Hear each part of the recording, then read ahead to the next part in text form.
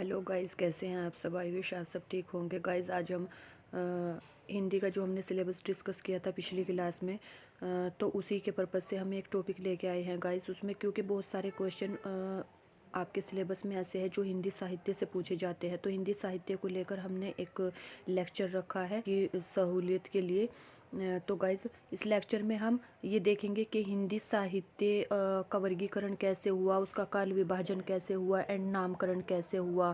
Present में जो हिंदी का साहित्य हमारे सिलेबस में है और जो हमारे एग्ज़ाम में आता है, जिसको हम पढ़ते हैं, तो उसको हम देखेंगे एंड उसके उस पर्पज़ से जो भी क्वेश्चन बन सकते हैं वो हमारे यहाँ से क्लियर हो जाए। इसी एक लेक्चर के माध्यम से हमारे इतिहास के सारे क्वेश्चन कवर हो जाएं, ये हमारा फोकस रहेगा आज के हमारे इस लेक्चर में। तो गाइज़ बिना टाइम वेस्ट किए स्टार्टिंग में ही गाइज़ एक बात मैं आपको क्लियर कर देती हूँ कि मैंने इसमें स्लाइड तो बहुत सारी रखी है, बट मैं थोड़ा जो मोटी मोटी चीज़ें हैं वो हम कवर करेंगे क्यों, ताकि हमारी वीडियो ज़्यादा लॉन्ग ना बने। तो गाइज़ आपको कंप्लीट वीडियो वॉच करना है एंड इसकी जितनी भी स्लाइड मैंने इसमें ऐड की हैं वो सारी स्लाइडें आपको वीडियो को पॉज करके गाइड रीड कर लेना है अच्छे से, ताकि आपका कोई भी क्वेश्चन हिंदी साहित्य का ना छूटे, चाहे वो पद से हो चाहे वो गद्य से हो। तो गाइज़ चलिए हम स्टार्ट कर लेते हैं। सबसे पहले ये हिंदी साहित्य जो आपके सिलेबस में गद्य और पद पूछा गया है ना, वो बहुत बाद में हुआ। हिंदी का आरंभिक साहित्य 8वीं शताब्दी के अपभ्रंश भाषा में मिलता है, यानी सबसे पहले अपभ्रंश लैंग्वेज से हुआ था। ये मैंने इसमें स्लाइड ऐड कर दी है, अगर आप चाहें तो इसमें नॉलेज के माध्यम से आप पढ़ सकते हैं, वरना ये आपके सिलेबस से संबंधित नहीं है, मतलब आपका कोई क्वेश्चन इसमें से नहीं बनेगा। ऐसे ही ये वाली स्लाइड है कि हिंदी में 3 प्रकार का साहित्य मिलता है आपका, गद्य का, पद का और चंपू, है ना। जो गद्य और पद दोनों में हो उसे चंपू कहते हैं। खड़ी बोली की पहली रचना कौन सी है, इस विषय में विवाद है, लेकिन ज़्यादातर साहित्यकार लाला श्रीनिवास दास द्वारा लिखे गए उपन्यास परीक्षा गुरु को हिंदी की पहली प्रमाणिक गद्य रचना मानते हैं। ये चीज़ है। अब हिंदी साहित्य का आरंभ 8वीं शताब्दी से माना जाता है। यह वह समय है जब सम्राट हर्ष जो था ना, हर्ष काल जब आया था, हर्षवर्धन जब राजा था, तो जब से ही हिंदी की शुरुआत मानी जाती है। अब यहाँ से इम्पोर्टेंट है आपके बोर्ड एग्जाम के पर्पज़ से, यानी हिंदी का वर्गीकरण और काल विभाजन नामकरण कैसे हुआ। हिंदी साहित्य का वर्गीकरण और काल विभाजन, है ना, यानी उसके नाम जो रखे गए, उसको जो बांटा गया हिंदी साहित्य को, विद्वानों के उसको लेकर अलग अलग मत रहे हैं। काल विभाजन के संबंध में सबसे पहला वर्गीकरण आपका जॉर्ज गियर्सन का आता है, यानी सबसे पहले जो काल बताए हिंदी के का जो काल विभाजन किया, सबसे पहले जॉर्ज गियर्सन ने किया, जो हिंदी साहित्यकारों ने अस्वीकार कर दिया था आपका। उसके बाद मिश्र बंधुओं का आया। मिश्र बंधुओं में 3 नाम आते हैं। चंद्र शुक्ल का आया, फिर हजारी प्रसाद द्विवेदी जी ने मतलब काल विभाजन किया, फिर राम कुमार वर्मा ने, गणपति चंद्रगुप्त ने, राम लेख खेलावन ने, डॉक्टर नगेंद्र, डॉक्टर बच्चन और समरूप चतुर्वेदी ने भी हिंदी साहित्य का वर्गीकरण किया, मतलब उसके नाम रखे कि हिंदी साहित्य को हम कितने कालों में विभाजित कर सकते हैं, बांट सकते हैं, कैसे उसका, फिर उसके नाम भी रखे उन्होंने। लेकिन इनमें सबसे ज़्यादा फेमस जो है काल विभाजन, वो किसका माना जाता है आपका, वो आपका रामचंद्र शुक्ल का माना जाता है और हजारी प्रसाद द्विवेदी जी का। यहाँ मैंने काल विभाजन बता भी दिए, जैसा कि सबसे पहले जॉर्ज गियर्सन ने किया था, तो उन्होंने कैसे काल विभाजन किया था। जैसे एक सबसे पहले नंबर पर उन्होंने क्या किया था, चरण काल रखा, फिर 15वीं शती का धार्मिक पुनर्जागरण, फिर जायसी की प्रेम कविता, फिर ब्रज मलिक मोहम्मद जायसी जो है ना, यहाँ पे आपने पढ़ी भी होगी, उनकी प्रेम कविता ये, फिर ब्रज का कृष्ण संप्रदाय रखा इन्होंने 1500 से 1600 ईस्वी तक के बीच में, कृष्ण जी उनका काल, फिर मुगल दरबार वाला काल रखा, फिर उन्होंने फिर तुलसीदास वाला काल रखा, इन्होंने गियर्सन ने ऐसे किया था। ठीक है, माध्यम से अगर आप जानना चाहें तो जान सकते हैं। वैसे लेक्चर इतना इंपॉर्टेंट है कि ये ना 10th 9th 10th क्लास से लेकर के और हाई लेवल के जो एग्ज़ाम होते हैं यूपीएससी सीएससी वगैरह थे, उन सब के पर्पज़ से भी बहुत इंपॉर्टेंट लेक्चर है गाइस। इतनी ज़्यादा नॉलेज एक ही लेक्चर में कोई भी नहीं दे पाएगा आपको। फिर ये रामचंद्र शुक्ल का काल विभाजन आ जाता है यहाँ पे। रामचंद्र शुक्ल ने वीरगाथा काल, पूर्व मध्यकाल और उत्तर मध्य रीतिकाल मतलब ये आदिकाल और ये भक्तिकाल और ये रीतिकाल, यानी वीर गाथा काल को आदिकाल भी कहा, पूर्व मध्यकाल को भक्तिकाल भी कहा और उत्तर मध्य को रीतिकाल कहा। और ये आपका जैसे आदिकाल की अगर बात करें तो 1050 से 1375 तक रहा ये आपका। यहाँ पे इन्होंने सन भी इसमें ऐड किया है, टाइम भी ऐड किया है। तो ये रामचंद्र शुक्ल का और ये हजारी प्रसाद द्विवेदी जी का है। और देखो रामचंद्र शुक्ल का और हजारी प्रसाद द्विवेदी जी के काल कोई तो इम्पोर्टेंट माना है, मतलब इससे सभी सहमत हुए लगभग सभी, ये चीज़ है। तो हजारी प्रसाद द्विवेदी जी का यहाँ पे देख सकते हैं आप। हजारी प्रसाद द्विवेदी जी ने आदिकाल, भक्तिकाल, रीतिकाल और आधुनिक काल जो मतलब ये आदिकाल आपका 10वीं से 14वीं शताब्दी तक रहा। फिर भक्तिकाल आपका 14वीं से 16वीं शताब्दी तक रहा। फिर रीतिकाल आपका 16वीं से 19वीं शताब्दी तक रहा। और आधुनिक काल आपका 19वीं शताब्दी से अब तक का रहा। और हम पढ़ते भी हैं यही वाला काल पढ़ते हैं हम सब। फिर मिश्र बंधुओं का काल आया, जिसमें मिश्र बंधुओं में मैंने आपको बताया था ना कि इसमें दो तीन नाम आते हैं आपके। उन्होंने ऐसे काल विभाजन किया, आपका प्रारंभिक काल रखा और फिर उस प्रारंभिक काल को उन्होंने फिर दो भागों में डिवाइड कर दिया, पूर्व आरंभिक काल में और उत्तर आरंभिक काल में। और उसका टाइम पीरियड भी इन्होंने यहाँ पे दे दिया। यहाँ पे फिर माध्यमिक काल, फिर उसको भी दो जगह डिवाइड किया और फिर उनका टाइम पीरियड दिया। यहाँ पे अलंकृत काल आपका, उसको भी दो भागों में डिवाइड किया, उसका टाइम पीरियड दिया। और फिर यहाँ पे 4th नंबर पे आपका परिवर्तन काल, जो इतने टाइम से लेके इतने टाइम तक रहा। इन्होंने ऐसे किया मिश्र बंधुओं ने। फिर आदर्श वर्गीकरण आ जाता है आपका और काल विभाजन, यानी जिसको आदर्श माना गया, जिसको हम आज के सिलेबस में पूर्ण रूप में देखते हैं, पढ़ते हैं। सारी पुस्तकें हमारी इसी के ही पर्पज से लिखी गई हैं और चलती भी है हमारे पाठ्यक्रम में जो भी है। तो इसको आदर्श वर्गीकरण काल माना गया। और तो इसमें देखोगे आप, आदर्श वर्गीकरण काल में आदिकाल आता है, भक्ति काल आता है, रीतिकाल और आधुनिक काल आता है। और इनका टाइम पीरियड है आगे। फिर जागरण सुधार काल आता है, जिसे द्विवेदी काल भी बोलते हैं, इसका टाइम पीरियड है। फिर छायावादी काल आता है, उसका टाइम पीरियड। प्रगतिवाद काल आता है, उसका टाइम पीरियड आता है। प्रयोगवाद काल, उसका टाइम पीरियड। और नवलेखन काल भी आता है आपका, ये भी इसका टाइम पीरियड है। तो गाइज़ यहाँ से आप बहुत सारी चीज़ें क्लियर कर सकते हो, ठीक है गाइज़।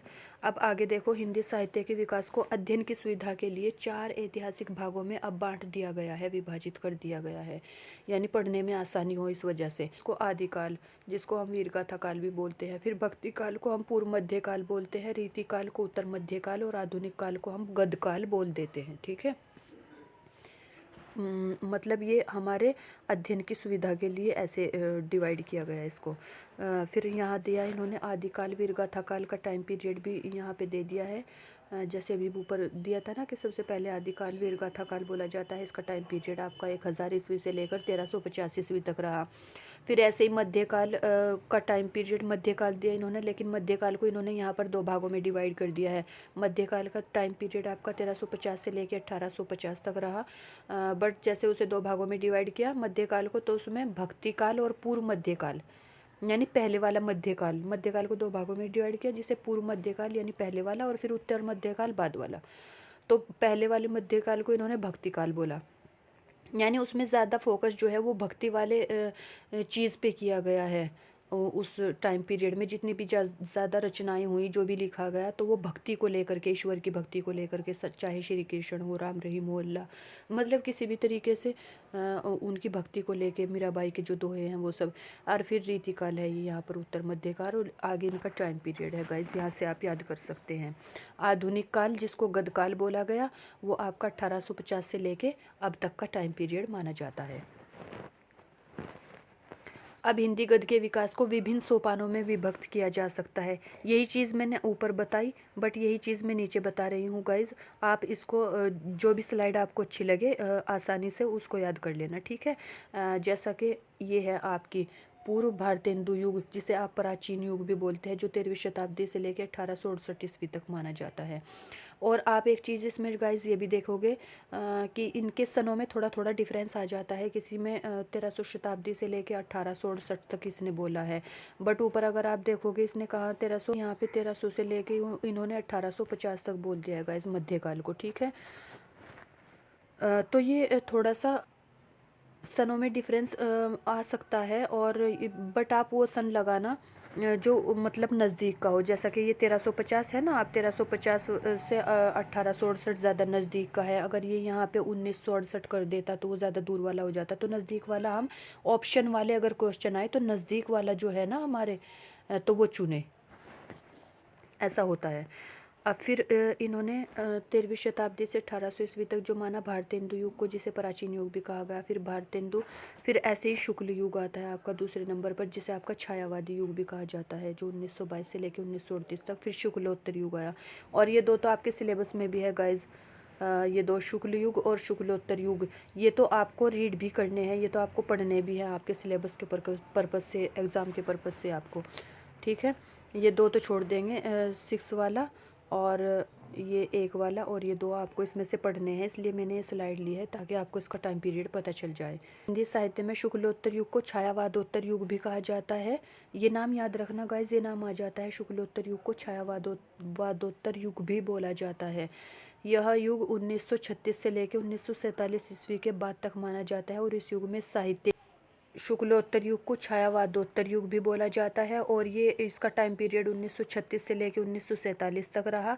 और इस युग में साहित्य और कला का विकास हुआ, शिक्षा, विज्ञान और साहित्य के क्षेत्र में प्रगति हुई। फिर नेक्स्ट स्लाइड है आपकी शुक्ल युग और शुक्लोत्तर युग से जुड़ी कुछ बातें हैं आपके पास। शुक्ल युग में हिंदी गद्य का विकास हुआ, अगर आप देखोगे, क्योंकि आपको दो युग पढ़ने हैं गाइज, दो गद्य के पर्पज से युग पढ़ने हैं आपको, दो युग आपको पद्य के पर्पज से पढ़ने हैं।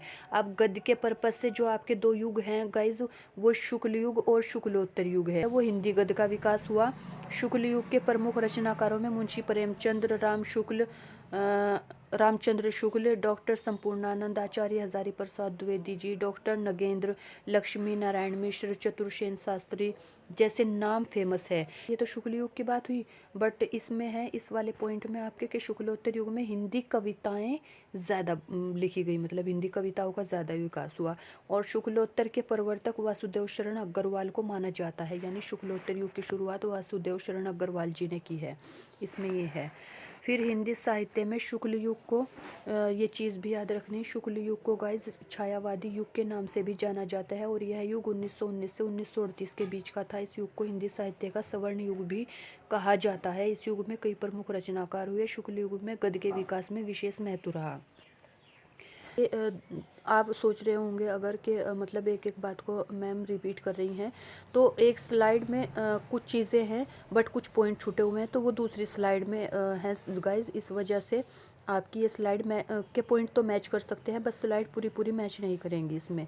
तो यही चीज़ है। और दूसरी एक चीज़ इसमें एक बार और बता दूं मैं आपको, कि जो सन है ना, सन, उनमें कंफ्यूज मत हो ना। जैसा कि अगर यहाँ पे 1919 बोल दिया इसने, 1919 से लेके 1938 तक के बीच का युग आपका शुक्ल युग माना जाता है, जिसे छायावादी युग भी कहा जाता है। तो यहाँ पे अगर फिर दूसरी जगह आ जाए कि 1919 से लेके 1937 तक का युग माना जाता है, तो आप उसमें यूँ मत सोचना कि ये गलत है या वो गलत है, कोई सा भी गलत नहीं है। चीज़ जो है ना, आप उसमें सन वो चूज़ करना। बहुविकल्पीय प्रश्न बनता है जिसमें 4 ऑप्शन चूज़ करने होते हैं, तो वहाँ पे जो नज़दीक वाला सन दे रखा है वो आपको चूज़ करना है, वो टिक करना है आंसर वहाँ पे। मोस्ट इम्पोर्टेंट स्लाइड है, इसी स्लाइड को आप रट लोगे तो फिर दूसरी स्लाइड देखने की ज़रूरत नहीं पड़ेगी, क्योंकि इसमें आपका नाम भी है कि शुक्ल युग को छायावादी युग भी बोला जाता है, और ये इसका टाइम पीरियड भी है, और इसके मतलब स्वर्ण, हिंदी साहित्य का इसे स्वर्ण युग भी बोला जाता है। जिस भी स्लाइड से जो भी नया पॉइंट मिलेगा उसे याद रख लेना हिंदी के लिए। विशेषताओं का मतलब है कि इसमें क्या क्या काम हुए, ठीक है। तो इस युग में साहित्यिक रचनाओं की गुणवत्ता में वृद्धि हुई, यानी साहित्यिक रचना जो लिखी जाती ना हिंदी के साहित्य पे, वो और ज़्यादा अच्छे तरीके से लिखी जाने लगी। अब अच्छे तरीके से लिखे जाने का मतलब ये नहीं है कि वे सुंदर राइटिंग में लिखी जाने लगी, बल्कि वो अच्छे तरीके का मतलब यहाँ पर ये है कि ठोस सबूतों के साथ, मतलब ठोस सबूतों के साथ वो लिखी जाने लगी रचनाएं।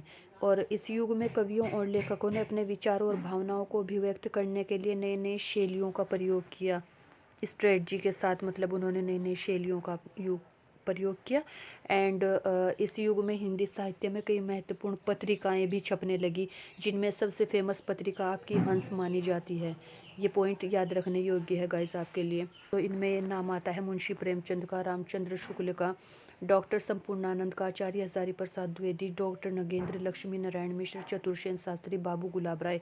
इनमें से गाइज 4-5 नाम तो आपको याद रखने ही हैं, क्योंकि वो क्वेश्चन अगर दे दे कि शुक्ल युग के प्रमुख दो रचनाकारों के नाम लिखो, बहुत बनते हैं ऐसे क्वेश्चन, तो आप इनमें से किसी दो का नाम लिख दोगे वहाँ पे, क्योंकि ये शुक्ल युग के लेखक है, रचनाकार हैं।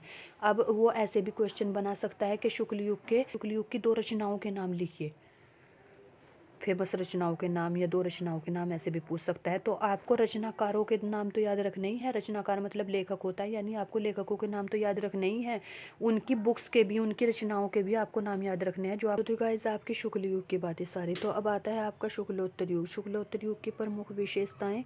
शुक्लोत्तर युग में क्या हुआ आपका, इस युग में धर्म और धार्मिक विचारों की ज़्यादा भूमिका रही, धर्म को लेके ज़्यादा रचनाएं लिखी गई। इस युग में साहित्य और कला का उदारीकरण हुआ। इस युग में वैज्ञानिक अभियान के लिए काफ़ी प्रगति हुई है ना। इस युग में समाज में विकास की दिशा में काफ़ी प्रगति हुई। इस युग का साहित्य मार्क्सवादी विचारधारा से प्रेरित था। ये मार्क्सवादी विचारधारा आपकी जो है वो यूरोपियन विचारधारा मानी जाती है। महान विचारक थे, मतलब जर्मन देश जो कंट्री है आपकी, हिटलर वाली जो कंट्री थी, हिटलर का जो देश था वो जर्मनी, वहाँ के कार्ल मार्क्स नाम के एक महान विचारक थे और उन्होंने इस विचारधारा को जन्म दिया था। तो ये इस युग के जो लेखक हुए स्वादी विचारधारा से भी प्रेरित थे, मतलब इंस्पायर्ड थे, और इसको इन्होंने अपने इन रचनाओं में भी ऐड किया, मतलब इनकी झलक यहाँ पे देखने को मिलती है इनकी रचनाओं में। इस युग के गद्य जो है वो सहज, व्यवहारिक, सामाजिक, प्रवाहपूर्ण, विचारशीलता और विषय वैविध्य से भरे हुए थे। यानी इन्होंने जो है लोगों के व्यवहार को लेके, लोगों के सामाजिकता को लेके और उनकी विचारशीलता के क्या क्या है, इन सब को लेके इन्होंने अपने दोहों में इन सब चीज़ों का जिक्र किया अपनी रचनाओं में। मतलब शुक्लोत्तर युग के कुछ प्रमुख कवियों में आपके इनका नाम आता है। हरिशंकर परसाई का नाम, शरद जोशी, श्रीलाल शुक्ल, रविंद्र नाथ त्यागी, जैनेन्द्र अज्ञे और यशपाल, इन सब का इसमें नाम आ जाता है शुक्लोत्तर युग में कि ये कवि माने गए हैं। अब आपका हिंदी गद्य का जो था ना, शुक्ल युग और शुक्लोत्तर युग जो आपको पढ़ना था, इनके पर्पज़ से आपको यही पॉइंट क्लियर करने थे जो मेरी इसी लेक्चर की स्लाइड से कवर हो जाते हैं। अब आपका हिंदी पद आ जाता है। हिंदी पद के साहित्य से आप क्या समझते हैं, तो ये देख लीजिए। पद साहित्य से तात्पर्य उन साहित्यिक रचनाओं से है जो छंदबद्ध होती है, यानी इसमें कविता, गीत, गज़ल, दोहे आदि शामिल होते हैं। और हिंदी पद साहित्य को इसको हम 4 कालों में विभाजित करते हैं। 4 काल कौन कौन से हैं वे? एक तो आदिकाल सबसे पहला, जिसका टाइम पीरियड ये यहाँ पे दिया हुआ है। फिर आपका दूसरा आता है भक्ति काल, जिसका टाइम पीरियड ये दिया हुआ है। रीति काल, इसका टाइम पीरियड ये दिया हुआ है। एंड आधुनिक काल है, जिसका टाइम पीरियड आपको ये दिया हुआ है। और आधुनिक काल ये मतलब 1850 से लेके वर्तमान यानी अब तक का काल माना जाता है। इसमें से आपको 2 काल रीड करने हैं, एक तो रीतिकाल और दूसरा आपको आधुनिक काल। इसमें भक्ति काल और आदिकाल आपको छोड़ देना है। जैसे हमने हिंदी गद्य में 2 कालों को रीड किया है, शुक्ल युग और शुक्लोत्तर युग, ऐसे ही इसमें से भी पद में भी हमें 2 कालों को रीड करना है जो हमारे एग्जाम में आएंगे, रीतिकाल और आधुनिक काल को। अब आपको रीतिकाल को याद करना है, मतलब पढ़ना है, तो उसके टाइम पीरियड को भी आप ज़रूर याद रखिएगा, जो 1700 से लेके 1850 तक रहा। एंड आधुनिक काल आपका 1850 से वर्तमान तक रहा। ये आपको ये नहीं पढ़ना, लेकिन मैंने नॉलेज के लिए ऐड कर दिया है इसमें। तो आदिकाल आता है सबसे पहले और फिर उसका टाइम पीरियड है। फिर पूर्व मध्यकाल आ जाता है, उत्तर मध्यकाल आ जाता है। पूर्व मध्यकाल को भक्तिकाल बोलते हैं और उत्तर मध्यकाल को आप रीतिकाल बोलते हैं। यहाँ से रीतिकाल की स्टार्टिंग हो जाती है, ठीक है। इसी में ही आपका रीतिकाल ऐड है, मतलब इसे श्रृंगार काल भी बोलते हैं। तो ये भी पॉइंट बन सकता है, यहाँ पे क्वेश्चन बन सकता है आपका कि रीतिकाल को और किन नामों से भी जाना जाता है। तो रीतिकाल को आप उत्तर मध्यकाल भी कह सकते हैं, रीतिकाल को आप श्रृंगार काल भी कह सकते हैं। और इसका टाइम पीरियड आप और इसका काल आपका 1643 से लेकर 1843 तक माना जाता है। और फिर उसके बाद आपका आधुनिक काल आ जाता है, जो 1843 से लेके आज तक माना जाता है। और अभी हमने ऊपर देखा है तो कि 1850। तो यही चीज़ गाइज मैं बार बार आपको बोल रही हूँ कि आप इसमें कंफ्यूज मत होना। कोई बात नहीं, 1850 आपका जो है वो ऑथेंटिक है, लेकिन 1843 आ जाए तो भी आपका सही रहेगा, क्योंकि वो जो है वो 50 के आसपास का है। लेकिन अगर 60, 68, 80 ऐसे आ जाए तो फिर वो गलत माना जाएगा। आसपास की चीज़ें सही मानी जाती है। ठीक है गाइज। रीतिकाल जो है वो आचार्य रामचंद्र शुक्ल ने 1643 से 1843 तक इस कालखंड को रीतिकाल का नाम दिया। किसने दिया? तो पॉइंट बनता है ना आपका कि रीतिकाल का नाम पूछ ही ले वो कि किसने दिया है। तो आचार्य रामचंद्र शुक्ल ने दिया है। और कौन से टाइम पीरियड को आप रीतिकाल की श्रेणी में रखते हैं, ये भी क्वेश्चन बना दे अगर वो। और उसमें फिर आपको 4 ऑप्शन दे दे, एक ऑप्शन में आपको ये दे दे, एक में कुछ और दे दे, एक में कुछ और, तो आपको ये टाइम पीरियड भी इस वजह से याद रखना है। ठीक है। अब मिस्र बंधुओं ने रीतिकाल को अलंकृत काल बोला है। मिस्र बंधु जो अभी मैंने ऊपर स्लाइड ऐड की है एक, कि उन्होंने भी हिंदी के साहित्य का काल विभाजन किया है, तो उन्होंने जो है वो रीतिकाल को अलंकृत काल बोला है। और विश्वनाथ प्रसाद मिश्र ने रीतिकाल को ही आपका श्रृंगार काल का नाम दिया है। फिर आता है रीतिकाल का वर्गीकरण, यानी फिर रीतिकाल को भी कई 3 कालों में विभाजित कर दिया गया है, 3 ग्रंथों में बांट दिया गया है, जिनमें रीतिबद्ध ग्रंथ आते हैं, रीति सिद्ध ग्रंथ आते हैं और रीति मुक्त ग्रंथ आते हैं।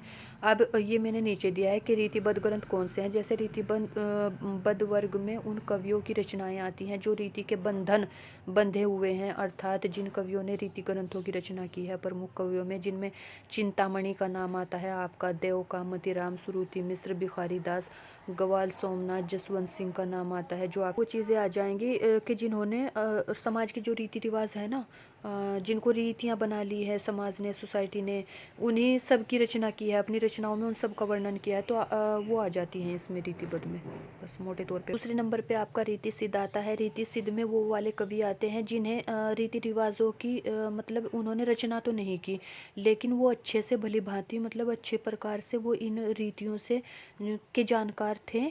और फिर इन्होंने अपने जो काव्य लिखे उनमें थोड़ा बहुत वर्णन कर दिया, लेकिन सिर्फ उसी को लेके फोकस नहीं किया, ऐसी वाली रचनाएं नहीं की इन्होंने। जिनमें सबसे प्रसिद्ध नाम आपका बिहारी जी का नाम आता है, जिनकी रचना बिहारी सतसई है आपकी, जो थी ना समाज सोसाइटी ने जो रीति वो फॉलो करते थे, उसकी इन्होंने तो अपनी रचनाएं तो नहीं की, बिल्कुल फोकस तो नहीं किया, लेकिन अपने दोहों में कहीं कहीं उसकी बात कर ली। रीति सिद्ध में तो ये आता है। रीतिबद्ध में वो आता है कि जिन्होंने पूरा फोकस ही अपनी रचनाओं में उस चीज़ को लेके किया है, समाज सोसाइटी के रीति को, है ना। और रीति मुक्त में वो आता है जिन्होंने बिल्कुल भी ना फोकस किया ही नहीं, ना उन्होंने ध्यान ही नहीं दिया, मतलब उस तरफ कुछ भी नहीं किया। जिन्होंने बस जो कवि हैं आपके और सामने उनकी रचनाएं हैं, तो वो आप देख लीजिए यहाँ पे, जिनमें आपका केशव दास का नाम आता है, देव का नाम आता है, भूषण का नाम आता है, बिहारी का नाम आता है। आपके कवि हैं इधर साइड में आपके कवि, यानी इधर साइड में आपके कवि और इधर साइड में उनकी रचनाएं हैं।